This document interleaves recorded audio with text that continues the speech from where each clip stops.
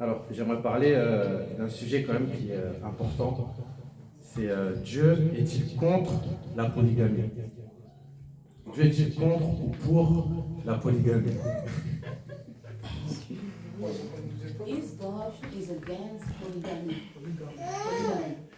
Is Ou est-ce God qu'un is against ou est-ce polygamy? qu'un homme peut se marier avec plusieurs femmes, par exemple? Or can a man can marry many wives? Alors pourquoi ce sujet? Parce qu'en fait, c'est important déjà de comprendre Dieu et de comprendre les Écritures. Understand God. Et vous avez beaucoup, notamment aussi de personnes, notamment même de pasteurs, qui pensent en fait que Dieu est pour justement la polygamie, que Dieu en fait l'encourage. That God encourage. There's many pastors that think that God encourage that. Donc aussi ce message c'est pour nous éclairer et savoir aussi notamment nous défendre And to know contre ces personnes-là aussi qui pensent que Dieu en fait est pour en fait la polygamie. Bien évidemment, Dieu n'est pas pour la polygamie. Alors j'aimerais essayer de prendre 4 points pour expliquer rapidement. I will take 4 points. Je vais d'abord expliquer en fait, est-ce que en fait dans l'ancienne alliance, et c'est pas souvent sur l'ancienne alliance, est-ce que Dieu était contre ou pour la polygamie? That God was against all. Le deuxième point c'est les conséquences néfastes. And the second point is the negative consequences of polygamy. Le troisième point ce sera quel était l'idéal de Dieu. What is the ideal of God? Et le dernier point, And the last point, qu'est-ce que le Seigneur dit aujourd'hui? what does it say today? Alors on va commencer. Alors le premier point, en fait, ce qui beaucoup de personnes s'appuient en fait sur beaucoup de passages de l'Ancien Testament pour dire en fait que Dieu est pour la polygamie. God is for polygamy. Et c'est vrai en fait que dans l'Ancienne Alliance, Dieu en fait ne l'interdit pas. God didn't forbid. Mais je vais l'expliquer. I will explain. Alors, on voit déjà que dans l'Ancienne Alliance, In the Old Covenant, we see il y a plusieurs prophètes many prophets qui ont eu en fait plusieurs femmes. who had many wives. Mais en fait, on peut se dire en fait que si des prophètes If the prophets ont plusieurs femmes, comment ça se fait en fait que des prophètes peuvent avoir plusieurs femmes? Parce qu'un prophète c'est comme un exemple. because the prophet is an example On va prendre l'exemple de Abraham et Sarah. of Abraham. Le contexte c'est Genèse 16. Bon, je ne vais pas le prendre parce que ça va être long. Genesis 16. C'est-à-dire Abraham était marié à une femme qui s'appelle Sarah. Abraham was married to Sarah. Sarah était stérile. Sarah was didn't have Elle ne pouvait pas avoir d'enfant. she couldn't have a child. Et en fait, après une discussion avec son mari, After a discussion with her husband, du coup, Sarah et Abraham ils se sont dit qu'Abraham va aller vers sa servante. Pour qu'en fait, cette servante lui donne une prospérité. well, the servant gave him child. Et du coup, Abraham et la servante Agar ont eu un enfant qui s'appelle Ismaël. Agar and Abraham had a child called Ismail. Et on voit en fait que ça a créé de la jalousie et des querelles. Jealousy.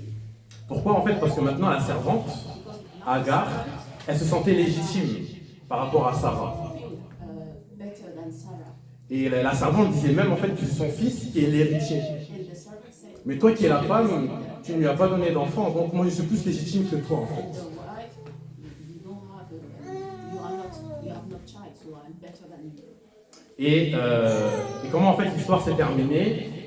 En fait, Sarah en fait a reçu du Seigneur Sarah received qu'en fait elle devait chasser en fait Agar. that she should chase Agar. Ça veut dire on voit en fait que ça a créé un désordre, ça a créé des querelles et que Dieu a inspiré en fait Sarah de chasser en fait la femme. Chase. C'est-à-dire Dieu en fait il a vu en fait que par exemple cet exemple de polygamie en fait était en fait un désordre en fait. Was a disorder. Ça c'est un des exemples. Il y a un deuxième exemple encore, Second example, c'est Jacob et Léa Jacob and Leah et Rachel. and Rachel. Jacob aussi, il est parti voir en fait le père de Rachel qui voulait marier. The father of Rachel that he Son père lui a dit, ok, si tu veux ma fille, tu vas travailler 7 ans pour moi. daughter should work 7 Et Jacob il a travaillé 7 ans pour le père de Rachel, afin d'avoir la fille. of Rachel to have the daughter. Et la Bible dit, il l'aimait tellement que 7 ans se sont passés comme si c'était 7 jours. Was good because he loved Mais en fait, le père de Rachel, il a trompé Jacob. after Jacob lied to Jacob. Il a fait en sorte que Jacob ne prenne pas en fait Rachel, mais qu'il prenne Léa. Et il s'est rendu compte en fait qu'au moment en fait où il l'a marié, où il a connu sa femme, il s'est rendu compte que c'était pas en fait Rachel, mais que c'était Léa en fait. Et Jacob il a dit mais tu m'as trompé. He said you cheated me. Et du coup, son père il a dit, ok, nous de notre coutume, il faut d'abord prendre la femme la plus vieille et après la plus jeune. Du coup, il a encore attendu 7 ans pour avoir en fait la femme qu'il voulait. Tout ça, c'est dans leur culture, dans la coutume de l'époque. Et en fait, on voit ici que ça a encore créé un désordre. Pourquoi? Parce que, en fait, Léa était jalouse de Rachel. Pourquoi? Parce qu'en fait, Jacob, il n'aimait pas en fait Léa. Lui, en fait, il voulait se marier avec Rachel. Mais comme son père l'a trompé, et il s'est senti obligé de la prendre, il l'a pris. Mais du coup, en fait, Léa disait en son cœur, je vais faire en fait des enfants en fait à Jacob, afin qu'il m'aime en fait. Et on voit en fait que ça a créé encore de la division et des querelles. Elle ne s'est pas sentie en fait aimée. Donc on voit encore que la polygamie en fait ça crée en fait un désordre. Et je peux prendre un dernier exemple notamment avec David. David en fait il avait plusieurs femmes et David en fait il était tellement en fait attiré par les femmes qu'il a tué son frère d'armes en guerre pour prendre sa femme. Et cette chose-là a déplu en fait à Dieu, et Dieu en fait a envoyé la malédiction dans la famille de David jusqu'à ce que son fils prenne les femmes de son père. Donc on voit encore que les conséquences de la polygamie, et on voit en fait à quel point ça a amené la malédiction même dans la famille de David. Et on voit en fait que même les enfants en fait ont été en fait touchés en fait à cause en fait de la polygamie en fait. Donc on voit en fait que la polygamie en fait en réalité est très néfaste en fait. Et on voit en fait qu'elle n'apporte rien de bon en réalité. Mais maintenant, qu'est-ce que Dieu pense de tout ça en fait? Quel est le plan parfait de Dieu par rapport en fait au mariage? Alors j'aimerais prendre Genèse 1 verset 27. Alors la Bible dit, Dieu créa l'homme à son image. Il créa à l'image de Dieu, il créa l'homme et la femme. Alors je vais prendre Genèse 2 verset 22 à 23. Genesis 2 verse 23. 22 à 23. L'Éternel Dieu forma une femme de la côte qu'il avait prise de l'homme, et il l'amena vers l'homme. Et l'homme dit, voici celle-ci qui est l'os de mes os, chair de ma chair, on l'appellera femme, parce qu'elle a été prise de l'homme. C'est pourquoi l'homme quittera son père et sa mère, et s'attachera à sa femme, et les deux deviendront une seule et même chair. That's why the man will quit his father and mother and will attach to his wife, and the both will become one flesh. Ça veut dire dans le plan parfait de Dieu, dans ce que Dieu voulait, l'idéal de Dieu, c'était que l'homme ait sa femme et la femme ait son homme. Que l'homme ait sa femme et que la femme ait son homme.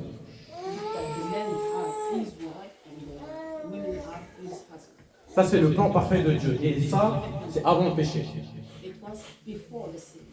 Mais maintenant, à cause du péché, parce que l'homme a péché, la Bible dit en fait que le cœur de l'homme s'est détourné en fait des voies de Dieu. Ça veut dire l'homme s'est détourné de ce qui était juste, des plans parfaits de Dieu, de l'idéal de Dieu. Et justement, depuis en fait, pratiquement en fait Adam, la polygamie en fait a commencé. En fait, il y a eu un esprit où beaucoup d'hommes commençaient en fait à aller vers plusieurs femmes.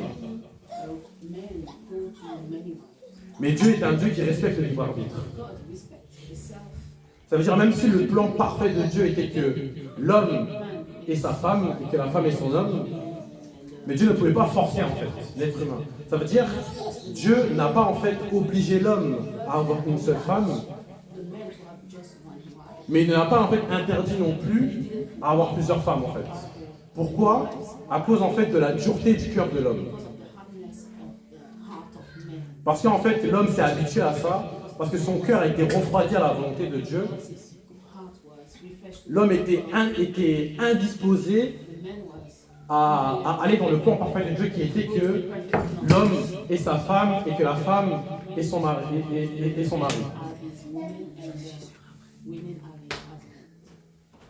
Alors, pour récapituler un petit peu, déjà j'ai expliqué qu'il y avait de la polygamie dans l'Ancienne Alliance. So to resume, I explained that there was polygamy. J'ai expliqué que la polygamie, en fait, il y avait des conséquences qui étaient néfastes. That was bad consequences.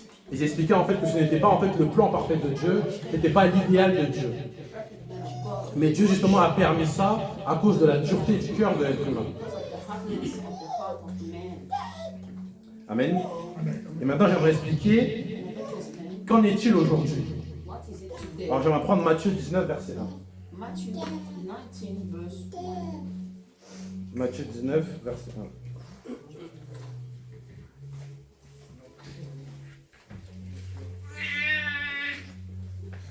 Alors, lorsque Jésus a achevé ses discours, il quitta la Galilée et alla dans le territoire de la Judée au-delà du Jourdain. Une grande foule le suivait et là, il guérit les malades. Les pharisiens l'abordèrent et dirent, pour l'éprouver, est-il permis à un homme de répudier sa femme pour un motif quelconque? N'avez-vous pas lu que le Créateur au commencement fit l'homme et la femme?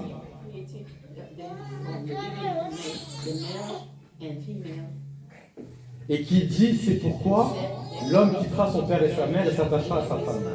Et les deux deviendront une seule et même chair. Alors déjà, je m'arrête là, je vais expliquer. Ici, les pharisiens sont venus pour tenter Jésus. Et du coup, ils lui ont posé la question que dans l'Ancienne Alliance, on pouvait en fait répudier en fait sa femme. Pour quelconque raison. C'est-à-dire qu'une personne en fait avait, on va dire, un problème, il devait faire une lettre en fait à la femme, et en fait il divorçait. Et d'autres personnes après se remariaient en fait. Et après il dit, le Seigneur en fait il repart en fait au commencement. C'est ce que j'expliquais tout à l'heure. C'est-à-dire souvent en fait, quand en fait il y a un problème, le Seigneur repart toujours au commencement. Et il dit en fait au commencement, Dieu ne voulait pas que ce soit comme ça. En fait. Dieu en fait a permis que ce soit comme ça. Pourquoi en fait? À cause de la dureté du cœur de l'homme. Mais le projet de Dieu, c'était que l'homme et la femme soient ensemble. Je continue. Et ainsi, ils ne sont plus deux, mais ils sont une seule chair. Que l'homme donc ne sépare pas ce que Dieu a joint. Ça veut dire, pour Dieu, et même pour Jésus, en fait, Dieu ne voulait pas en fait que la femme et l'homme se séparent. Mais à cause en fait de la dureté du cœur de l'homme, ça a été permis en fait. Et même pour donner en fait un exemple, dans le cadre en fait du mariage, dans le texte de Genèse que j'ai pris tout à l'heure, en fait la femme, elle est sortie en fait de l'homme. C'est-à-dire en fait l'homme et la femme sont faits en fait comme pour s'emboîter en fait. C'est comme deux pièces de puzzle qui vont ensemble. Et tout à l'heure j'expliquais en fait que l'homme s'est détourné en fait des voies de Dieu, du plan de Dieu. C'est-à-dire le plan de Dieu c'était que l'homme et la femme aillent ensemble. Mais l'homme, comme l'homme s'est détourné des voies de Dieu, il a modifié en fait le plan de Dieu. Du coup il a préféré faire un homme et peut-être deux femmes, ou peut-être une femme et deux hommes. En fait le plan de Dieu en fait a été modifié en fait, a été détérioré à cause du péché. Et même quand on peut prendre cette image de façon spirituelle, Christ est la tête. Et l'Église, en fait, qui est son épouse et son corps. C'est comme si, en fait, si Christ, en fait, aurait eu, en fait, on va dire un exemple, plusieurs femmes, c'est comme si ça faisait, en fait, une tête avec plusieurs corps. De façon spirituelle. En fait, c'est comme si, en fait, on créait un démon, un monstre. Parce que l'homme, en fait, c'est l'image de la tête et la femme, c'est l'image du corps. Aussi, une femme qui a plusieurs maris, c'est comme si, en fait, la femme qui est l'image du corps, la femme, en fait, avait plusieurs têtes, en fait.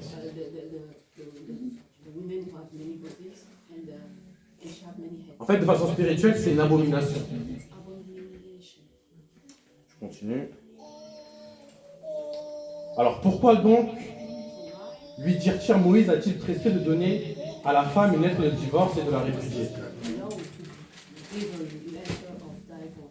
Il leur répondit, c'est à cause de la dureté de votre cœur que Moïse vous a permis de répudier vos femmes. Moses allowed you to divorce your women. Mais au commencement, il n'y en était pas ainsi. Beginning, it was not so. C'est ce que j'ai expliqué. C'est-à-dire au commencement, dans le plan parfait de Dieu, Dieu voulait en fait que pas qu'il y ait de divorce et que l'homme ait sa femme et que la femme ait son mari. Men have his own wife and women have Et his. je continue au verset 9. Mais je vous dis I say to you, que celui qui répudie sa femme, sauf pour infidélité, et qui en épouse une autre, commet un adultère. so the man who divorces women for Je répète. ouais, c'est quel verset? Verset 9. Mais je vous dis que celui qui répudie sa femme, Whoever divorces his wife, sauf pour infidélité, except for et sexual qui en épouse une autre, and commet un marries adultère. another, commits adultery. C'est-à-dire Jésus-Christ, il donne en fait la raison en fait du divorce, c'est l'adultère en fait. Ça veut dire en fait qu'aujourd'hui, ce texte-là, il est d'actualité. C'est-à-dire en fait que aujourd'hui, ce que le Seigneur pense en fait de la polygamie, c'est que le Seigneur en fait est contre ça en fait. Et on a vu en fait les conséquences néfastes de la polygamie en fait. On a vu en fait surtout en quoi en fait c'est dangereux. Parce qu'en fait l'enfant en grandissant le père. Ou peut-être l'inverse, les enfants en grandissant la mère. Ça crée un déséquilibre dans la famille. Et on voit en fait que Dieu en fait est contre ça. Et pour le dernier passage que je veux prendre, dans le texte de Matthieu 7, verset 12,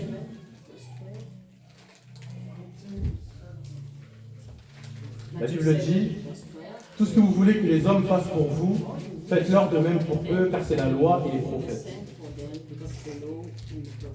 Donc ici, le Seigneur donne sa loi parfaite. Parce que la loi de l'Ancienne Alliance était une loi en fait qui était en fait adaptée en fait au cœur en fait des hommes. Mais ici, le Seigneur donne sa loi parfaite. Et le Seigneur lui dit en fait que tout ce que vous voulez que les autres fassent pour vous, faites-leur de même pour eux. Et sur base de ce verset, la polygamie n'est pas possible en fait. Parce que si en fait un homme veut 4 femmes, il faut que cet homme accepte que sa femme ait 4 hommes. Et je ne pense pas qu'un homme va accepter ça. Donc voilà, fin du message. En fait, je tenais vraiment en fait, à donner ce message, à nous éclairer, pour que nous puissions d'abord déjà comprendre Dieu, comment Dieu il a agi en fait au fil du temps, et pour que nous puissions aussi comprendre et voir en fait que beaucoup de personnes aussi utilisent ces passages pour faire dire ce que Dieu ne dit pas. Et aussi, c'est important de savoir se défendre. Que Dieu en fait justement en fait est contre la polygamie, que Dieu en fait n'est pas pour ça en fait. Et on le voit même sur base de ce passage, qu'en fait, c'est pas possible en fait de pratiquer en fait la polygamie sur base en fait de l'amour. Donc voilà, fin du message.